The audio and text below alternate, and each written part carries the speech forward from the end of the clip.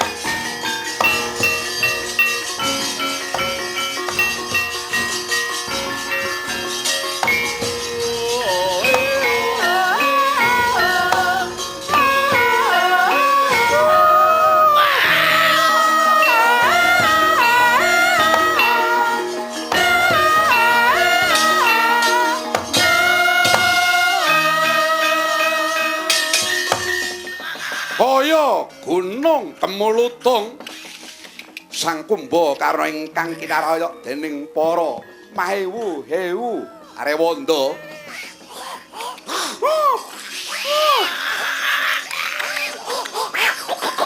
Waneh-waneh werna siunge ana kang papak, ana kang lincip, ana ingkang mawa isa.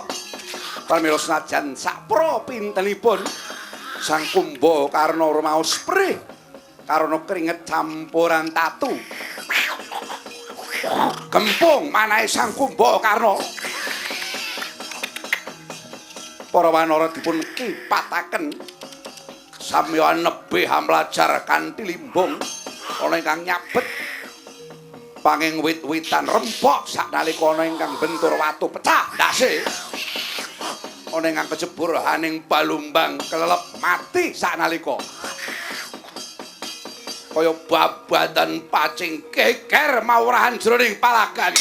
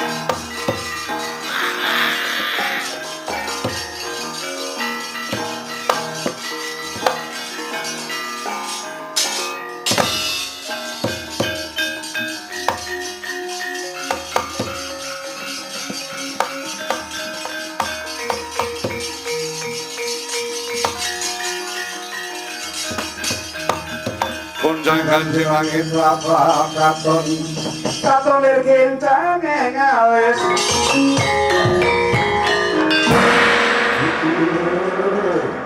Prabu Rama Wijaya Patmo apicet iki rakyatmu korban nggonmu duweni kekayuan ora ngalungkul karo ngalengka diraja kang jeneng Kumbakarna pisahake kembung lawan sirahmu kowe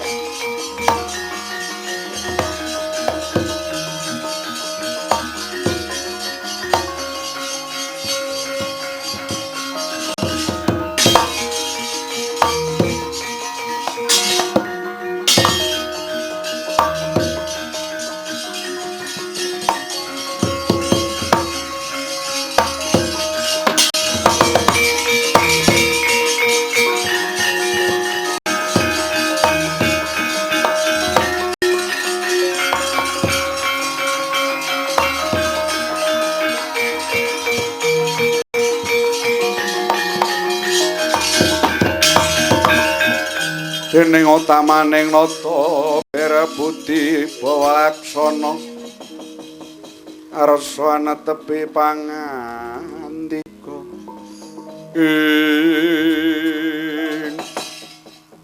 Kakang Narpati Sugriwa kula Sang Prabu pambengok pating jalarit ingsun mangerteni iku oncate nyawa ingkang asale saka prajuritmu ambuning getih naratas marang Huswa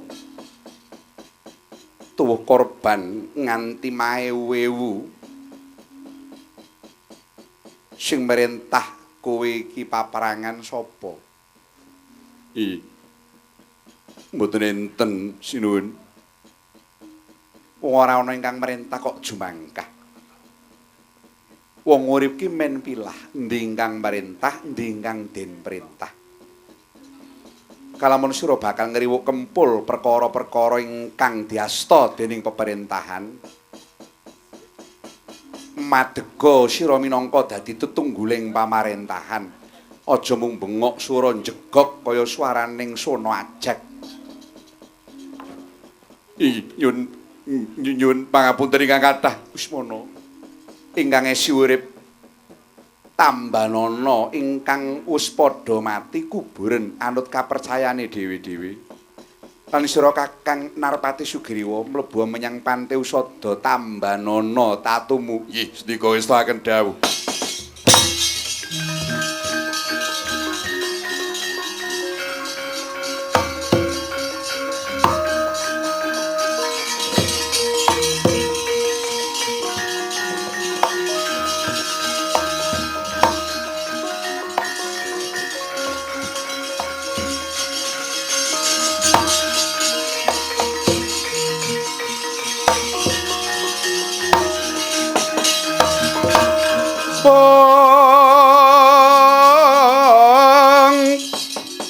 Gunung keliraling-alingane wong wayange sukma sejati plenconge surya lan candra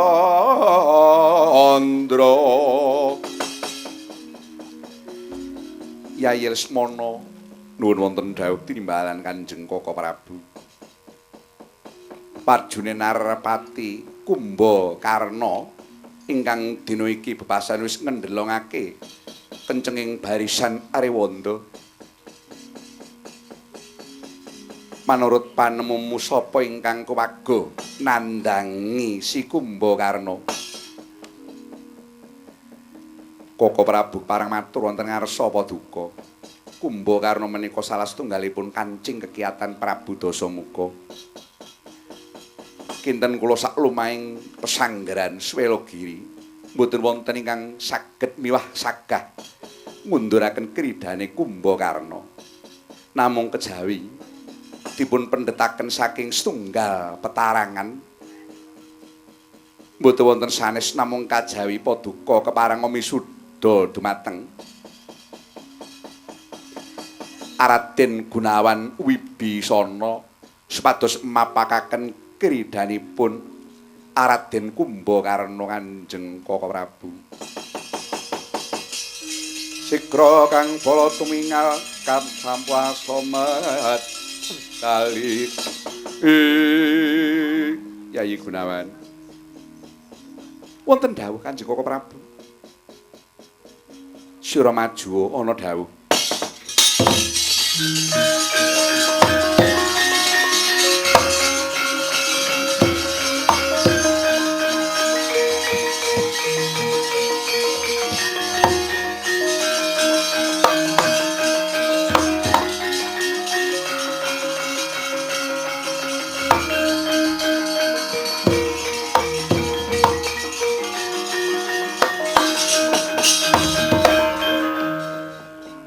Gunawan wonten dawuh sinuwun wiwit jaman Rama tambak kae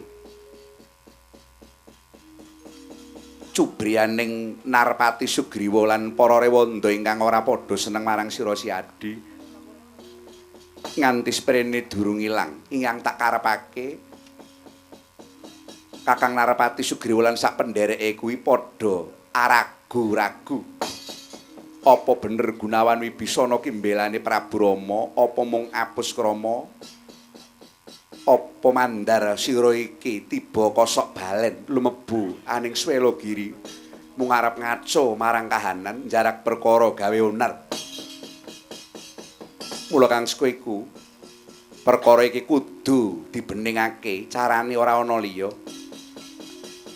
Sira Siadi dina iki ingsun wisuda jumeneng dadi panglima parang Swelogiri tandingana Raden Kumbakarna. Aduh.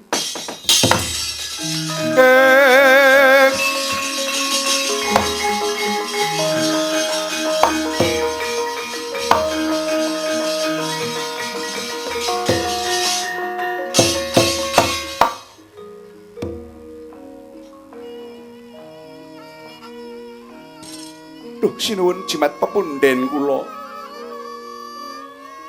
Kula mboten badhe anduwa dumateng sedaya kang dados parentah paduka sinuwun. Iya. Yen pancen kaya mangkono. Kekancingan saka parentahku para gagenggal bisa humiring cengkarmu. Tak pujikna muga-muga lanang juritmu Yai Gunawan Wibisana. Nggih. Nyuwun tambahing pangestu sinuwun.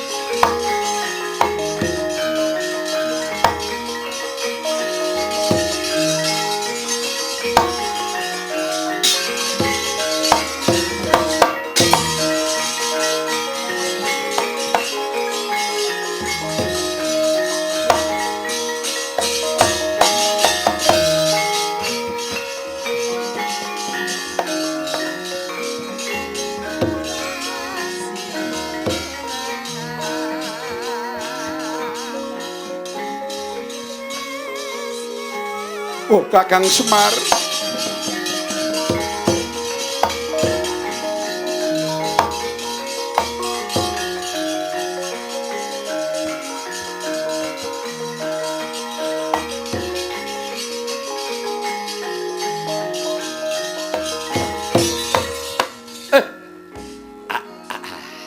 Bergegek gudeg-gudeg dilatono. Kadingaren Gus. Ndara Wibisana sampeyan kok tawang-tawang tangis selawas kula nyemar. Kula dereng tau weruh sampeyan kok susah gedene nganti ngruntuhake luh. Enten napa, Den? Kakang Semar. Wektu dina iki ingsun ngadepi perkara ingkang bebasan padha abote netepi wajib apa netepi katresnan Purhanana Kakang Gunawan Wibisana kapatah dadi senopati supaya ngadepi Kakang Mas Kumbakarna kamangka wis cetha mawela-wela kuwi iki sedulurku Kakang suduk gunting datulur aku kudu piye Kakang Semar Ndara Gunawan kala wau panjenengan pun ngendika kala mangsane menungsa niku sok ketemu lelakon loro sing padha abote katresnan apa kewajiban niki pancen ngribet-ngribeti wong urip yen sampeyan ngeboti katresnan tegese sampeyan ora sida perang sebab mungsuh sedulur Kumbakarna niku Kang Mas panjenengan ya Kakang sampeyan tunggal bapa biyung mesti ora gelar tumandang ning tegese sampeyan cacat diperintah karo ratu suwita karo ratu kok nganti weya nglirwakake kewajiban sampeyan cacat Ning nek sampeyan netepi kewajiban netepi dharma tekse wani maju perang sampeyan kudu wani natas talining katresnan tegel apa ora sampeyan perang karo sedulur dhewe niki kanggo pepeling padha mawon sing nyekel pradata hukum sing kepengin jejeke hukum niku ben jejeg saiki nek ngadili sedulure iki gelem apa ora iso apa ora aja mung ngadili karo wong liya nek ngadili sedulure piye aja engko nggo abot nek ngadili karo wong liya goleke pengenteng-enteng nek sing salah warise nek perlu biyuki dhuwit ora sida dihukum nah niku jenenge hukum ora jejeg lah sakniki mang pilih sampeyan pilih cacat ning sedulur sampeyan wutuh apa sampeyan kelangan sedulur ning jiwa kasatriyan sampeyan jejeg pilih pundi kewajiban apa katresnan Aku milih kelangan sedulur mergane aku netepi kewajiban Kakang Semar. tenan Iya. nek pancen ngoten tak gudang mang tidake Gus mang tidake nek pancen sampeyan lila lair trusing batin netepi dharmane kasatriyan sakjroning sampeyan mlaku niki mengke mesti entuk pituduh ngenteng-entengi rasa sampeyan Gus Ya Kakang Semar tak pundi dawuhmu.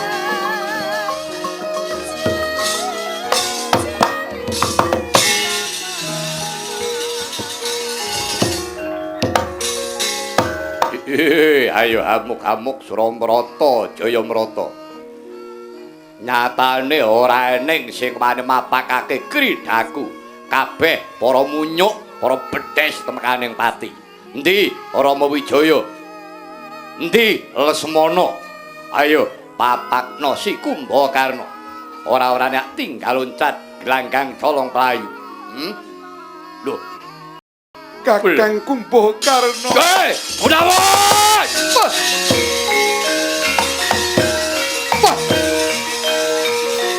Adikku di Wibisana. Wah! Wow. Wibisana lah kok malah kowe dhewe sing maju perang.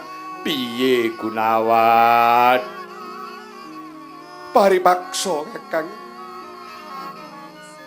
Gesangipun Gunawan Wibisana wonten madyaning pesanggrahan Swelogiri menika ngabdi dumateng Sinuwun Bathara Rama. Menapa sabdanipun sami kalian sabdaning pengadilan. Sami kiwala araos kula Kakang Kumbakarna. Tangan kula mboten kuwaga mboten kuwawi. Mboten tegel badhe nyampluk ingkang wajib dipun adili sareng punika ingkang nyandang kasaira dening Paduka Kakang. Oh, Gunawan. Kowe mbiyen lunga saka Ngalengka kowe arep ngawula Arswita karo Rama Wijaya. Kowe tak eloni wae kok ora gelem to Wibisana. Bareng anu nemu lelakon kaya mengkene Gunawan.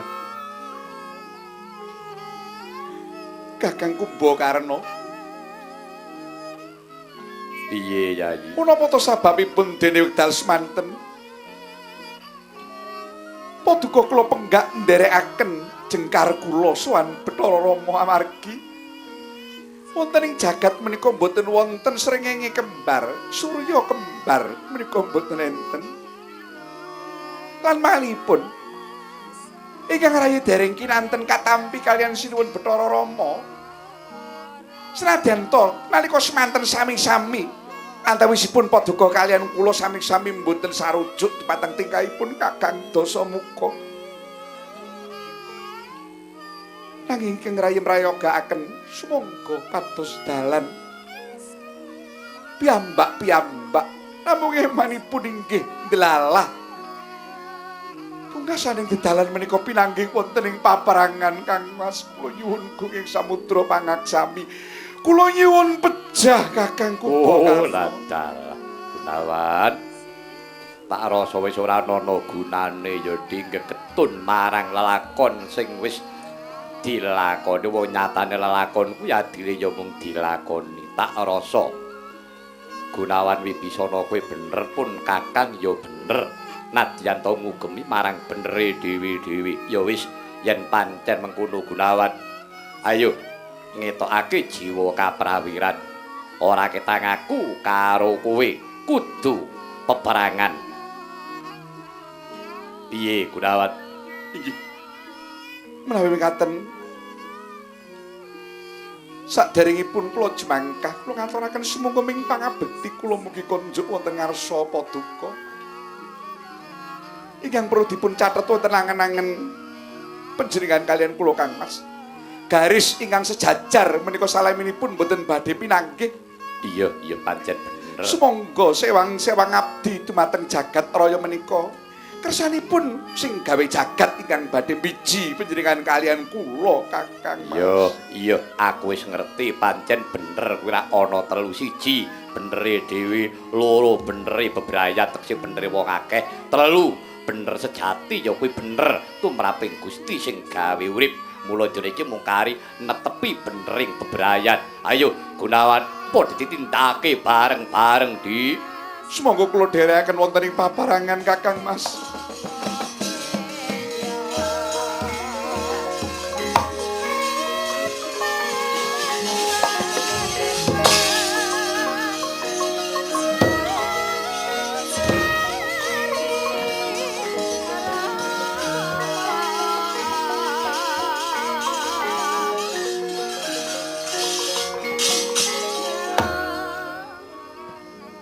Ayo Yai, diwiwiti Yai. Pun Kakang wis pasrah lila yen ingkang nguntapake nyawanipun Kakang Wisi Hadi.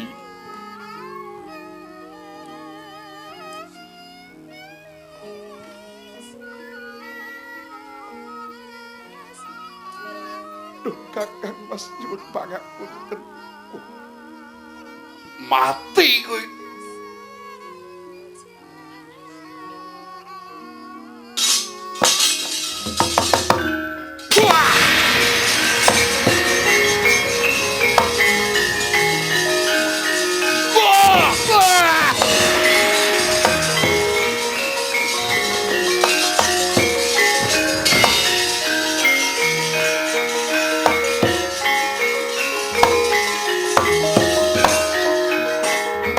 Oh, adikku di Wibisana.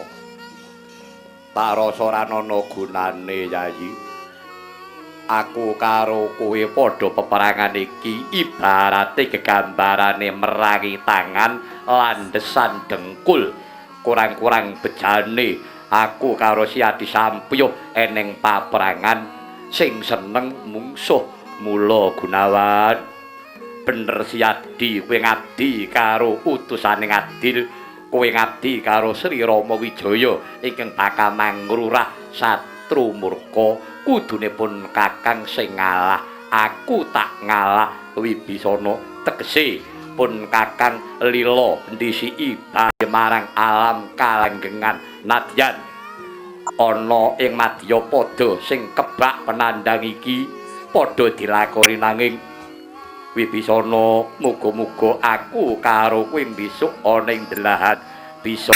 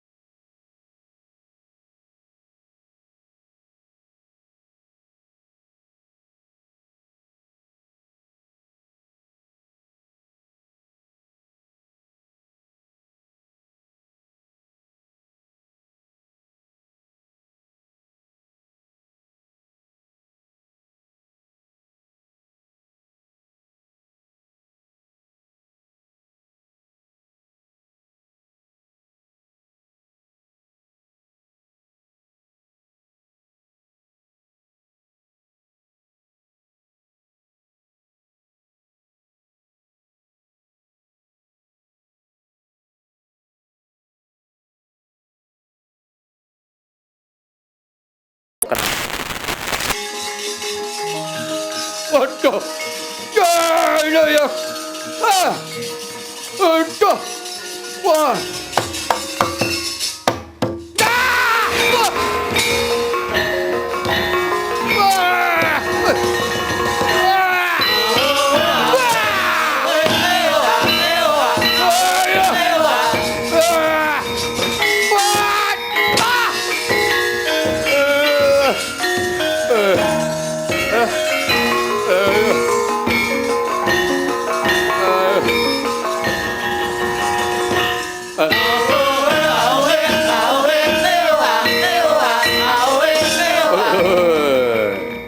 Ayo, Lesmana Maradyagi pasna cemparingmu kang pungkasan.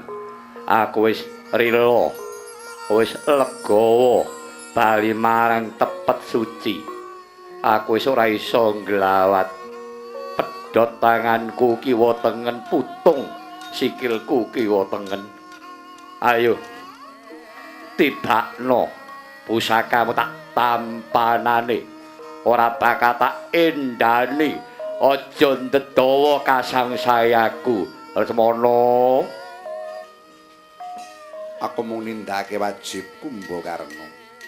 Muga-muga Gusti kang akarya jagat, Gusti kang nempel-nempelaken lintanganing langit, Gusti kang ngubengake srengenge klawan wulan, Gusti kang ngilekake dalaning banyu, ngerti menyang isen-isene atimu.